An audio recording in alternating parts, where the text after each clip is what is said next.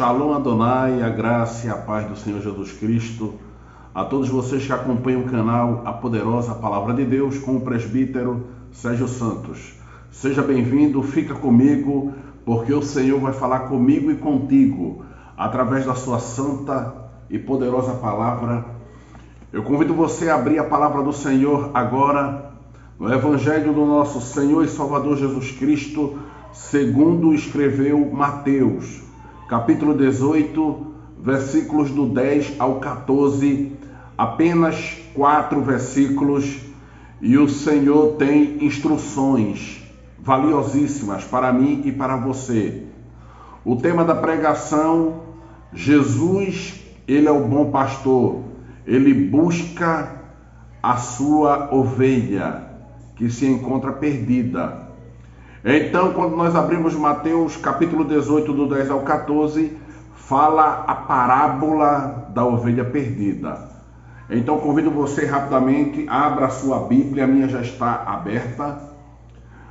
Mateus 18, do 10 ao 14, que diz assim: Vede, não desprezeis a qualquer destes pequeninos, porque eu vos afirmo que os seus anjos nos céus veem incessantemente a face de meu Pai Celeste. Porque o Filho do Homem veio salvar o que estava perdido. Que vos parece? Se um homem tiver 100 ovelhas e uma delas se extraviar, não deixará ele nos montes as 99, indo procurar a que se extraviou? E se porventura a encontra, em verdade vos digo que maior prazer sentirá por causa desta do que pelas 99 que não se extraviaram. Assim, pois, não é da vontade de vosso Pai Celeste que pereça um só destes pequeninos. Oremos. Senhor, meu Deus, meu Pai, graças te damos pela tua palavra lida. Que a tua palavra, Senhor, possa nos iluminar, abre nosso entendimento, fortalece todo aquele que se encontra nesse momento perdido, sem rumo, sem direção. Desde já te agradecemos, certos da vitória. Amém. Que parábola maravilhosa! O Evangelho de Jesus segundo Mateus, quem escreveu? Segundo a Bíblia, segundo a teologia, estudo acerca de Deus, quem escreveu foi o apóstolo Mateus.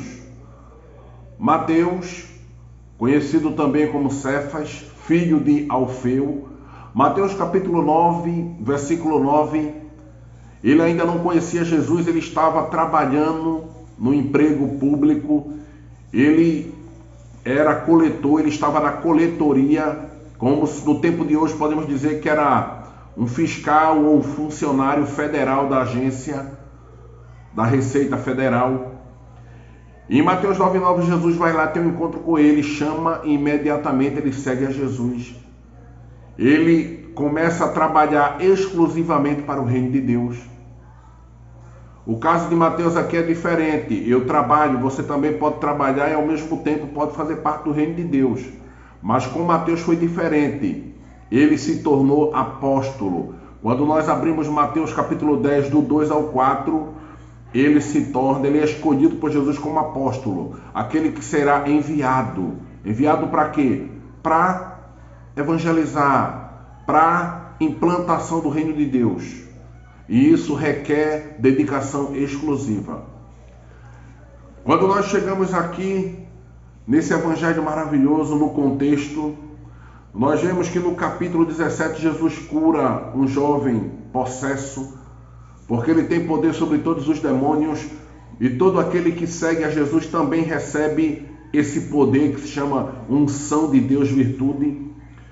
Ainda no capítulo 17, Jesus ele começa a orientar o povo que é necessário ele dar vida por mim e por ti, porque o sangue de Jesus me lava e te lava de todo pecado.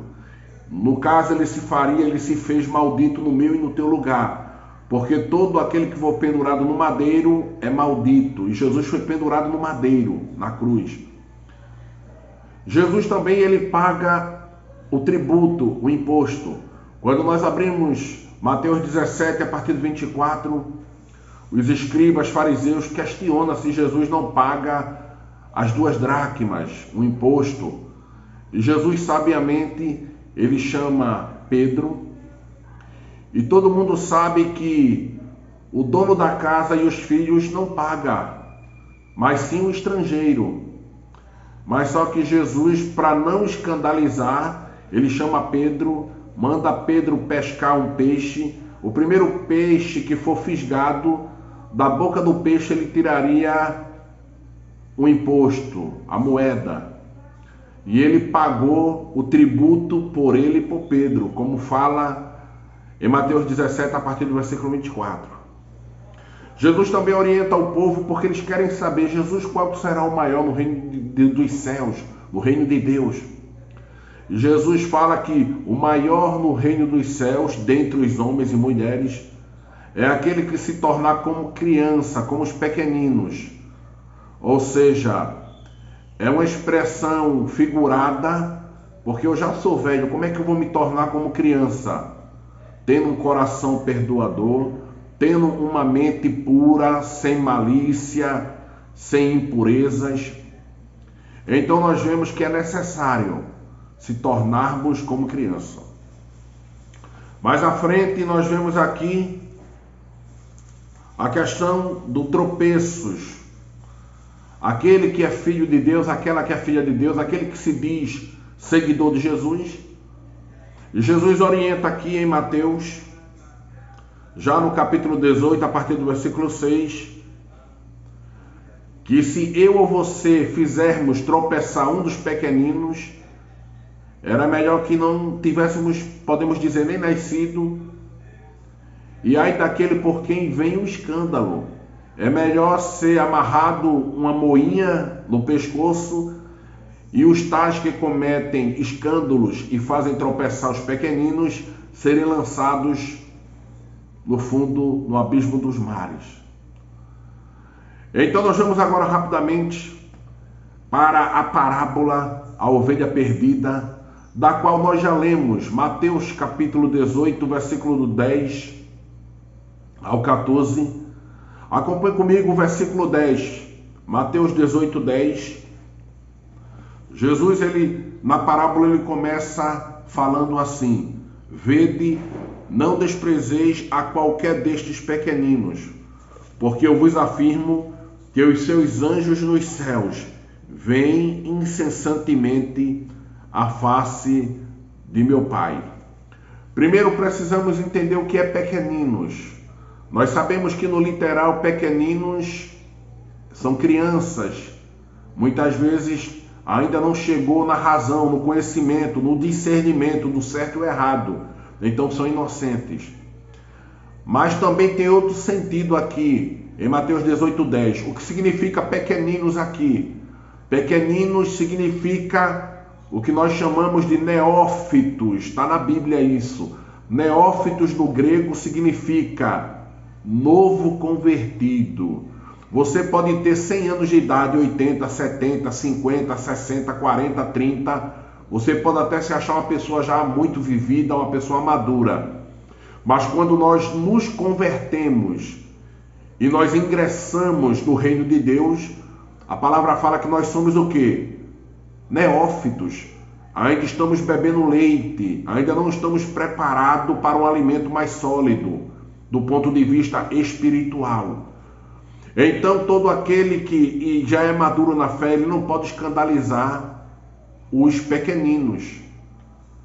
Porque se nós escandalizar os pequeninos, consequentemente, provavelmente poderá atrapalhar a sua caminhada no reino de Deus. Aí você pergunta, eu não estou entendendo. Você vai entender agora. Mateus 18, 10, não desprezeis. Então nós vemos que pequeninos é apresentado como uma criança, é aquele que se converteu. no sentido da humildade, ou como aos neófitos, pessoa convertida há pouco tempo. Então, pequeninos é apresentado como criança, é você corromper a inocência de uma criança, de um adolescente, de um jovem, e também do neófito, pessoa que, independente da idade, começou agora a caminhar no reino de Deus, na fé em Cristo.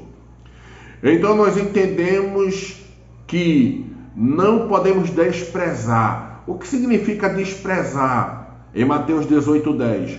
No grego, desprezar significa desdenhar.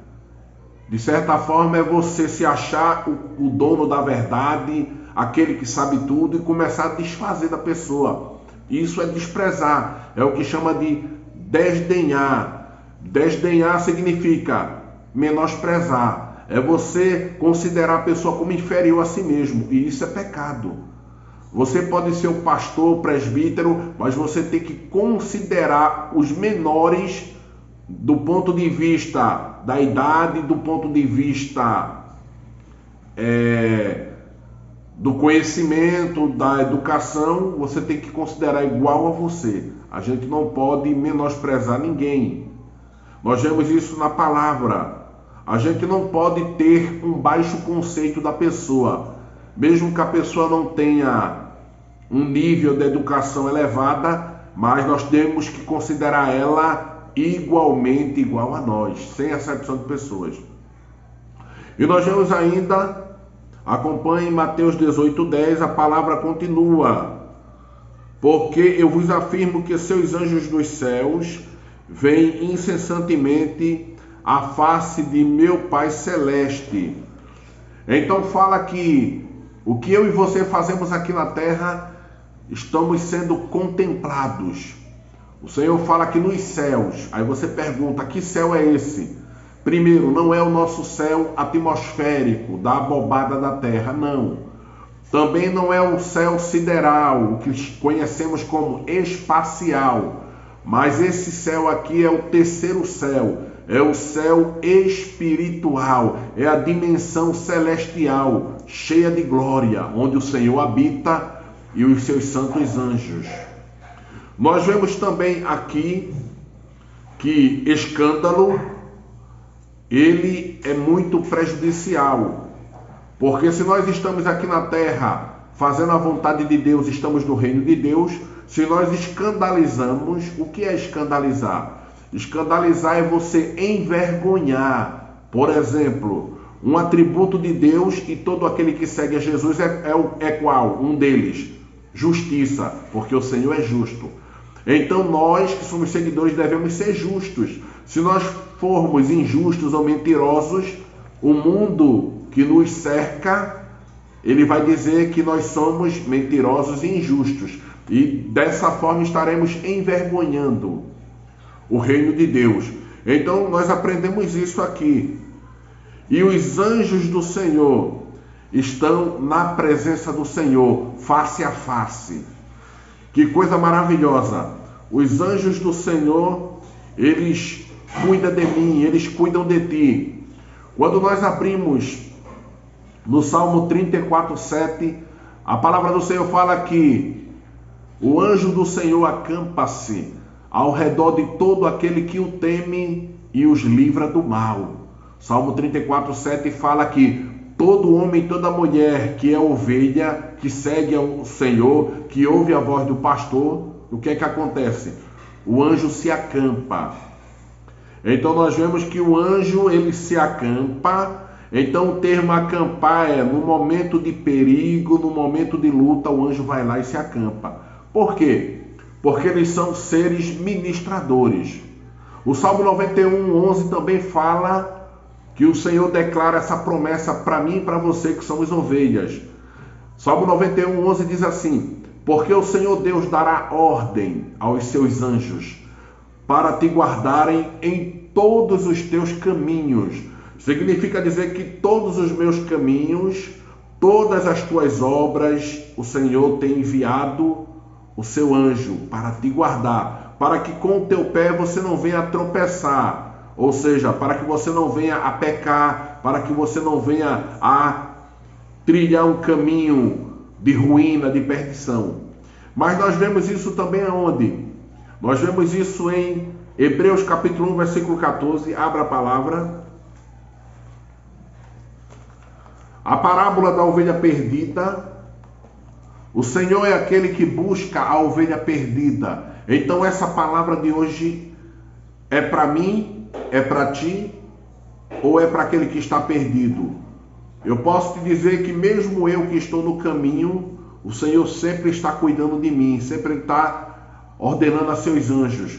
Então você pode abrir agora Hebreus 1,14, que diz assim: não são todos eles os anjos, espíritos ministradores, enviados para serviço a favor dos que hão de herdar a salvação. Então em Hebreus 1,14, anjos, que no grego é angelos, eles são espíritos ministradores, enviados em favor de todos aqueles que herdam a salvação. Está falando aqui que os santos anjos de Deus, que estão face a face na presença do Senhor, eles são o quê? Eles são os nossos co-servos, eles estão a serviço de Deus para também nos proteger e nos guardar. Nós vemos isso em Apocalipse, quando João tenta se prostrar e o anjo diz: não faça isso, eu sou teu co-servo. Que privilégio! Os santos anjos estão para nos servir por mandado do Senhor, a todo aquele que é ovelha. Então nós vamos agora para Mateus, volto para Mateus, capítulo 18, versículo 11, porque o Filho do Homem veio salvar o que estava perdido. E essa palavra, ela se cumpre hoje em todo aquele que crê. Se cumpriu na minha vida. Eu era uma ovelha perdida, vivia debaixo de um jugo de uma religião pagã. Não vou falar religião para não entrarmos no mérito, muito pelo contrário, devemos, independente se é certo ou errado, respeitar todas as religiões. Porém, a religião verdadeira, eu posso te afirmar agora, não é denominacional. A religião verdadeira significa comunhão entre o Pai, entre o Cristo, entre o Deus Todo-Poderoso. Então a religião verdadeira, Jesus falou que ele é Mateus, ou seja, João também, Lucas, João 14,6, Jesus disse que é o caminho, a verdade e a vida. Ele é a religião verdadeira, mas nós não vamos entrar no mérito. Então quando nós lemos aqui Mateus 18:11, porque o Filho do Homem veio salvar o que estava perdido. Assim como eu estava perdido, sem direção, o Senhor me resgatou, me tirou daqueles ritos de paganismo e me trouxe para viver uma vida em essência, em graça e misericórdia, no reino do Filho do seu amor, que é Jesus. Então no versículo 11, Filho do Homem, o que significa? Título que Jesus usava para si mesmo, como escolhido de Deus para ser o Messias. Filho do homem, por quê? Porque ele ocupou o meu e o teu lugar lá na cruz. Quem era para ser maldito, pendurado lá na cruz, era eu e você. Porque a Bíblia assim ordena. Porque em Romanos 6:23 fala, porque o salário do pecado é a morte. Quem era para ser morto ali na cruz era eu e você. Então Jesus, ele é filho do homem, porque também ele foi gerado no ventre de Maria, pelo Espírito Santo. Então ele foi escolhido por Deus, ele mesmo se prontificou e disse: eu vou, meu Pai. E nós vemos isso, a bondade de Deus.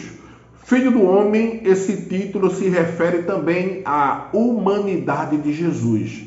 Mesmo Jesus sendo Deus, ele era também homem. Ele era homem e ele é Deus. Nós vemos isso em João 1,14. O verbo se fez carne. Verbo, você já sabe que é palavra de Deus. O verbo está falando da palavra, do Logos. Ele se fez carne, então ele teve fome, ele teve sede, ele se cansou, ele dormia. Mateus 8, do 23, ele estava dormindo cansado. Quando nós vamos também para João 4, a partir do 20, 21, 22, 23, falando com a mulher samaritana, ele estava com sede. Então nós vemos a humanidade de Jesus, mesmo ele sendo Deus. Quando nós abrimos Marcos, capítulo 10, versículo 45, nós vemos a obra redentora de Jesus. Abra a palavra em Marcos, capítulo 10, versículo 45, e Jesus fala assim para mim e para ti: pois o próprio Filho do Homem não veio para ser servido, mas para servir e dar a sua vida em resgate de muitos. Então nós vemos aqui que Jesus, sendo Filho do Homem e também sendo Deus, ele não veio para ser servido, mas ele veio para servir. Que coisa linda! E dar a sua própria vida. Ninguém matou Jesus. Ele mesmo se entregou em favor de mim e em favor de ti, morrendo na cruz do Calvário, morte de cruz, ressuscitando ao terceiro dia. Então nós vemos que ele se entregou para me salvar e para te salvar em resgate de muitos, como fala Marcos 10, 45. Significa redentor. Resgatou-me do pecado, da escravidão. Ele te libertou da opressão do pecado. Ele é o redentor, é aquele que nos reme. Ele nos remiu, nos libertou. Então nós vemos que assim como ele me resgatou, que era uma ovelha perdida, ele também, no dia de hoje, ele quer te resgatar. Ele quer te livrar dessa opressão. E nós vemos aqui, ainda no versículo 12 agora, Mateus 18, 12, acompanhe comigo, fala sobre a ovelha perdida. Olha o que fala em Mateus 18, 12. Que vos parece, se o homem tiver 100 ovelhas e uma delas se extraviar, não deixará ele nos montes as 99, indo procurar que se extraviou? Então tem uma pergunta. Essa pergunta é redundante, porque sempre os pastores de ovelhas da antiguidade, até dos dias de hoje, fazem isso. Elas têm 100, por exemplo, e se uma só se extraviar, se perder, se extraviar aqui significa no texto, se perdeu. Onde ela está? Está perdida. E aquele que é o pastor, ele deixa as 99. Só que precisamos entender uma coisa. Ele vai deixar as 99, não é perdida, não. O bom pastor, que é Jesus, ele deixa as 99 no aprisco. No aprisco vai ter um mantimento de água, vai ter o suprimento de ração, de pasto, porque Jesus mesmo declarou isso. Em João 10:11, se você abrir agora João 10:11, a parábola fala sobre a ovelha perdida. Nós estamos em Mateus 18, a partir do 10. Só que quando abrimos João, capítulo 10, versículo 11, o que é que Jesus fala? João 10:11, Jesus diz: eu sou o bom pastor, assim diz Jesus. E o bom pastor dá ovelha, dá a vida pelas suas ovelhas. Então o bom pastor, quando ele olha para a sua ovelha, ele dá a sua vida por ela, se for o caso. E foi o que Jesus fez. Ele deu a sua vida em favor de mim e em favor de ti. Quando nós vemos aqui esse texto maravilhoso, a ovelha perdida, como quando vemos aqui em Mateus capítulo 18, versículo 12, fala do cuidado que Deus tem para com cada pessoa. O cuidado que Deus tem para com aquele que é humilde, aquele que é simples. Ou seja, o cuidado do Senhor é maestral, é maravilhoso para contigo e para comigo. Quando nós abrimos João 3,16, a palavra fala: porque Deus amou o mundo de tal maneira, para que todo aquele que nele crê não pereça, mas tenha vida eterna. O mundo aqui está falando pessoas. Eu não estou falando aqui de sistema de filosofia mundana, eu estou falando no literal homens e mulheres. Como fala em João 3,16, porque todo aquele que crê não vai se perder, vai ter a vida eterna. O crer aqui é ter fé, é se arrepender dos pecados e é seguir e obedecer ao Senhor. Quando abrimos também Romanos 5,8, A palavra do Senhor fala que nós não fizemos nada para sermos amados pelo Senhor. Romanos 5,8 fala assim para mim e para ti: porque Deus prova o seu amor para conosco, em que Jesus Cristo, seu Filho, deu a vida por nós, por mim e por ti, sendo nós ainda pecadores. Então a palavra já mostra que a salvação é pela graça, não é de graça, foi pelo seu precioso sangue, foi pela graça. Porque o que é graça? Favor imerecido. Não merecemos, nós merecemos a morte e Ele nos dá a vida. Que coisa linda! Isso aí, nós vemos a graça e a misericórdia juntas agora. Quando nós vemos aqui no texto maravilhoso, indo para o versículo 13, acompanhe Mateus 18:13, a parábola da ovelha perdida. Jesus é aquele que ele vai à procura da ovelha perdida. Então, quando abrimos Mateus 18, versículo 13, o Senhor Jesus continua dizendo: e se porventura encontra a ovelha perdida, em verdade vos digo que maior prazer sentirá por causa desta, do que pelas 99 que não se encontram extraviada. Então você começa a entender, o Senhor ele deixou as 99 não extraviadas, deixou elas guardadas, deixou elas alimentadas, e mesmo assim ele deixou elas e foi atrás de qual? Daquela que estava perdida. E quando ele encontra aquela perdida, a alegria é tão grande que a festa e a felicidade é maior do que aquelas que estão no aprisco. Aí você pergunta por quê? Porque aquelas que estão no aprisco, elas não estão perdidas, elas estão salvas.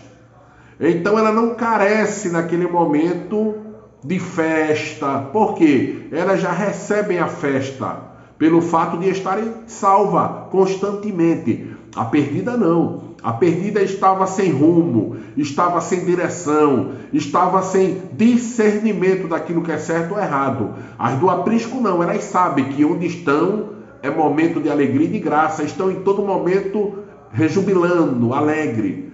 Então nós vemos aqui no versículo 13, como nós vemos aqui que sentirá por causa desta, 99. Então o que é que acontece? Prazer.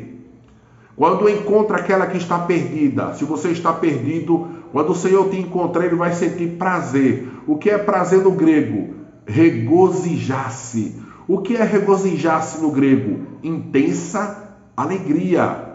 Ou seja, é a pessoa estar contente. Não só Jesus, não só Deus, Jesus é Deus, mas os santos anjos, eles ficam contentes. E todas as ovelhas que não estão perdidas, como eu também, eu fico alegre e contente. Ficar contente e ficar jubiloso significa ficar extremamente alegre. Então, quando você é alcançado, eu fico alegre, o Senhor fica alegre. Isso é motivo de alegria. Então vamos encerrando aqui, mas antes vamos para o último versículo. Porque o Senhor é aquele que busca a ovelha perdida. Mateus 18:14, continuando. Assim, pois, não é da vontade de vosso Pai Celeste que se pereça um só destes pequeninos. Esses pequeninos está falando da ovelha. Aí você fala, por que a ovelha? O Senhor está se referindo a pequenino. Porque normalmente essa é uma expressão figurada para falar de todo aquele que é filho e filha de Deus. Todo aquele que se converte recentemente, ele é considerado como pequenino.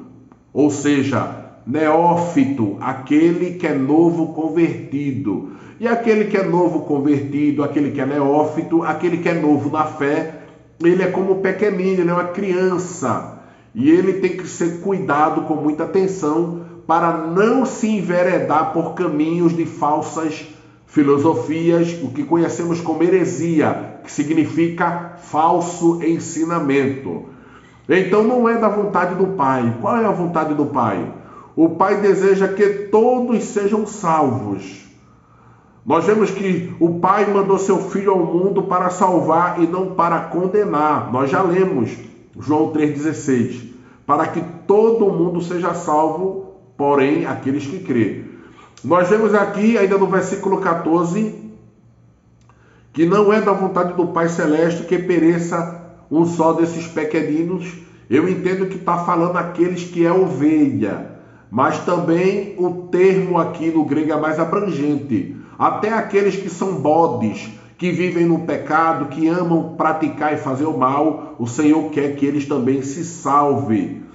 Ou seja, se perder aqui em Mateus 18,14, o que significa se perder? Em Mateus 18, versículo 14, a parábola da ovelha perdida, aquela que se perder, ela vai para onde? O perder aqui significa aqueles que vão para o inferno. Ou seja, não podem desde já, nem consentem, direto e indiretamente. Aqueles que se perdem, eles direto e indiretamente, eles são escravos, estão perdidos, eles não têm voz. E quando nós vemos aqui em Mateus 25, a partir do 41, abra a palavra, Mateus 25, a partir do 41, naquele grande dia do juízo, no final de todas as coisas, quando tudo já estiver sendo consumado, vai ter o julgamento final. E o Senhor dirá para aqueles que estiverem à sua direita: vinde benditos do meu Pai, entrar no gozo celeste, porque tive fome e me deste de comer, tive sede e me deste de beber, estava nu, me vestistes, estava preso, fosse visitar-me. Nós vemos isso. Só que aqueles que estão na idolatria, aqueles que praticam mentira, aqueles que fazem o mal, Mateus 25, 41, o Senhor naquele dia dirá assim: então o rei também dirá aos que estiverem à sua esquerda: apartai-vos de mim, malditos, todos vós que praticais iniquidade. Iniquidade é pecado.